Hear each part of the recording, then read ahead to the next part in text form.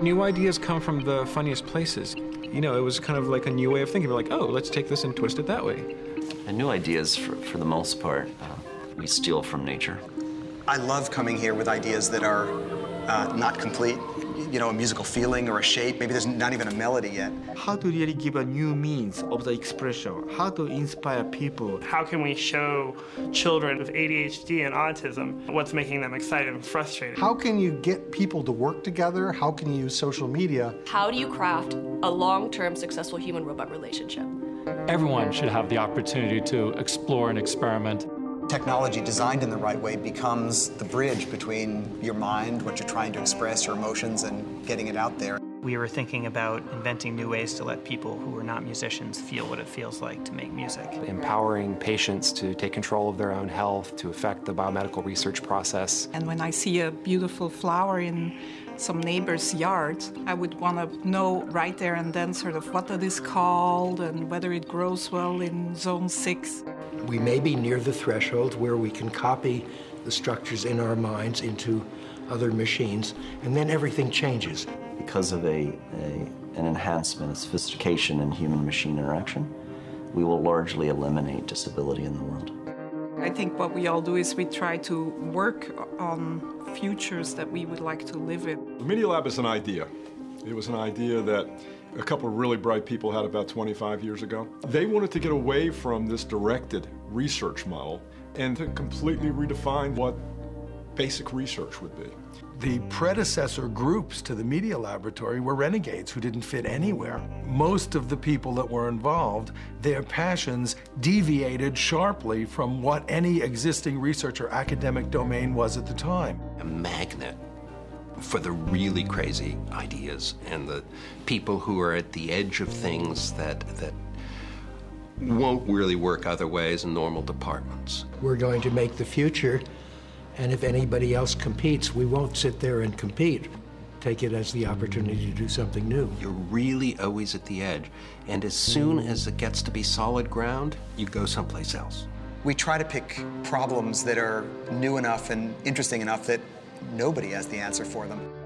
A building full of interdisciplinary people who all had as a common vision making the world a better place. These are people who like to get their hands dirty. Now that may be on a keyboard building software, it may be gadgets or gizmos, it may be cars, it may be sociable robots. The idea of project-based work, of really building and making things as a way of knowing, putting together new inventions and designing things. It lets you go across traditional disciplinary boundaries, so it's easy to mix together things from mechanical engineering and computer science. The people here are interdisciplinary. Psychologists, sociologists. Foreign students, older students, younger students, people who've been in industry. I think that's where creativity comes from, finding connections between those disparate things. There's a sense of ensemble, I would say, at the lab in general. You really build a bond and community. Being around a critical mass of other creative people is a huge stimulant to creative formation. Even when they come here, and certainly after they come here, they're both willing and eager to fail. If we're not making mistakes, if we're not making the wrong decisions, we're not pushing ourselves hard enough.